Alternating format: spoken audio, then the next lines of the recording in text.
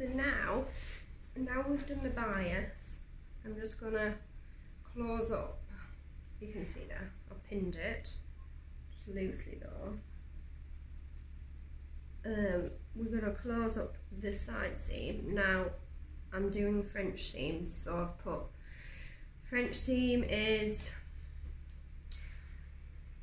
about 1.2 seam allowance, and you're stitching right side to right side first, and then you flip it over.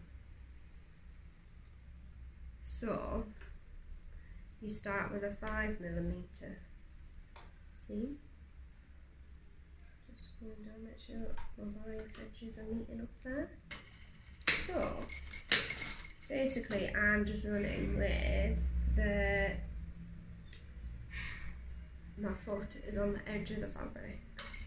That's my 5mm.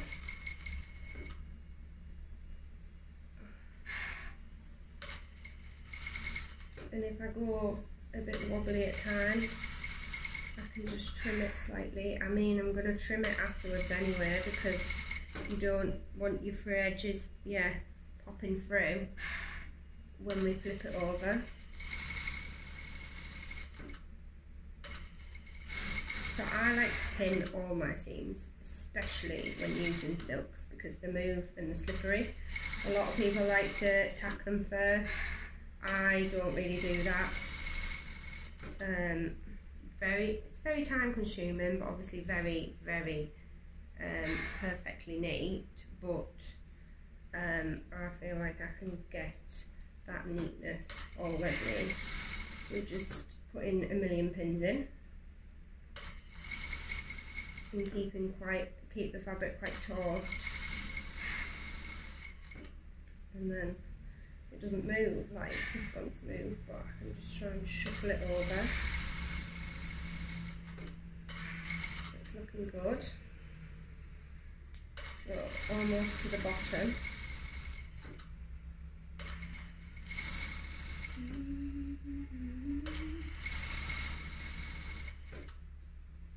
Almost there.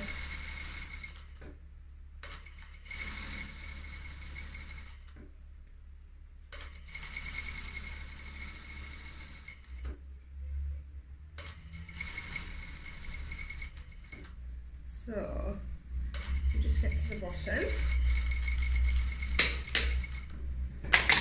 So there's my 5mm, and I'm just gonna, my small scissors I've got here are already really sharp, so I'm going to trim it down with these, because I find, especially when you're using silk chiffon, when you have got your very large scissors, or I'm so scared that one day I'm going to chop into the fabric somewhere in the middle of it where I have to like re-cut the piece out or something.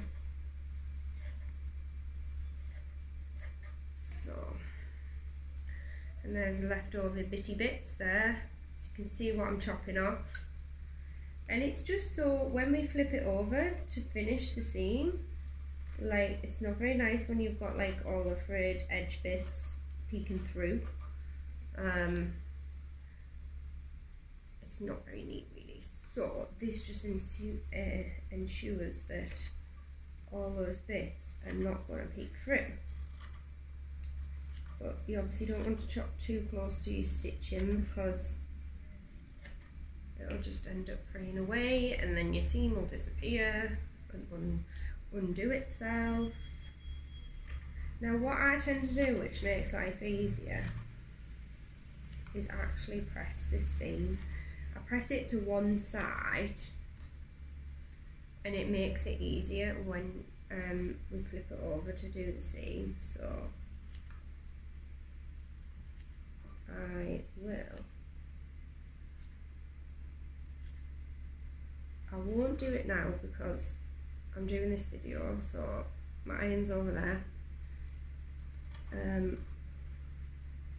But to make life easier when we do the next bit, if anybody struggles, then got a bit of stuff at the back there, then just press your seam to one side And then when you come to flip it like this, you know, I'm making that look really confusing. So there's the seam. We're just going to flip it and then stitch. 1 second. So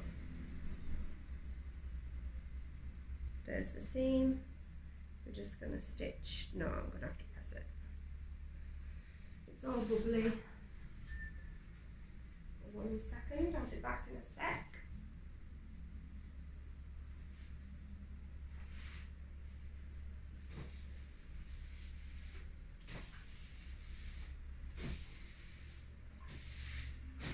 So I'm just pressing it to one side so it makes my life easier.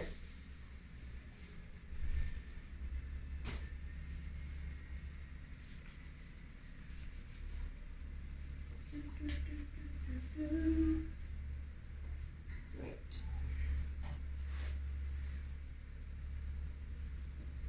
Here we go. Second time lucky, yeah, because look, now it's laying a bit flatter instead of bubbling. So when you go to stitch it, it'll want to just lay one way, so you can just stitch it. I'm just getting rid of my threads because I hate thread ends.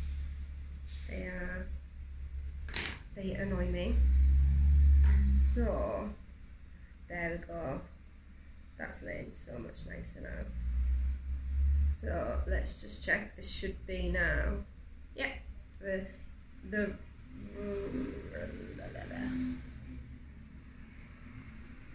now we're right side to right side. I think I said at the start of the video, put right side to right side, but actually you put wrong side to wrong side, and then when you finish the seam like I am now, it's right side to right side, which is the normal when you do a normal seam. So this is just as if we're doing a normal seam now.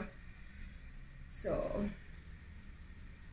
right side to right side, start at the top, and then you're just doing about a 0.6 seam now, making sure you're catching that seam you've just trimmed down inside of the stitch line, just so that when we flip it over again to the right side and we come to press it, you don't see any of the seam popping through or any of the frayed bits. Sometimes they can get away, naughty little buggers, but we'll find out once I've done it.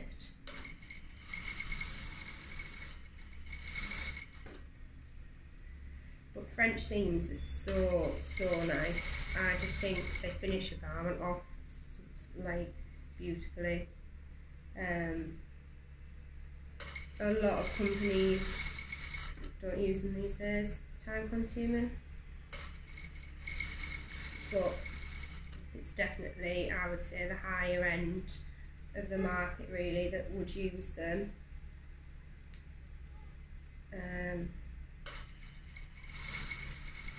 Which is why I'm kind of using them on this today, just to see how it goes with silk chiffon. I have done it before with silk chiffon.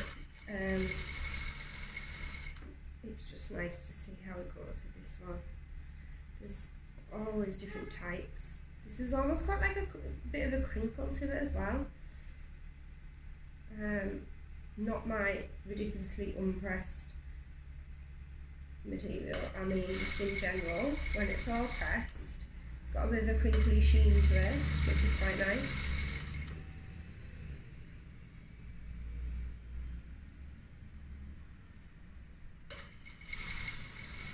So we're almost at the end now. As you can see in front there, that the seam's almost done. I love doing challenging things like this. But this is what you pay your money for. If you want a really nice outfit, and it's finished off beautifully, you're spending a lot of money, then this is what you pay for. A lot of people don't realise it. A lot of people don't care. Well, that's fine. Sometimes, if you're ever interested, have a look inside your garment. Maybe something you bought recently that was really quite expensive. Maybe from like the high-end high street store. Just to see if it has any French seams in them.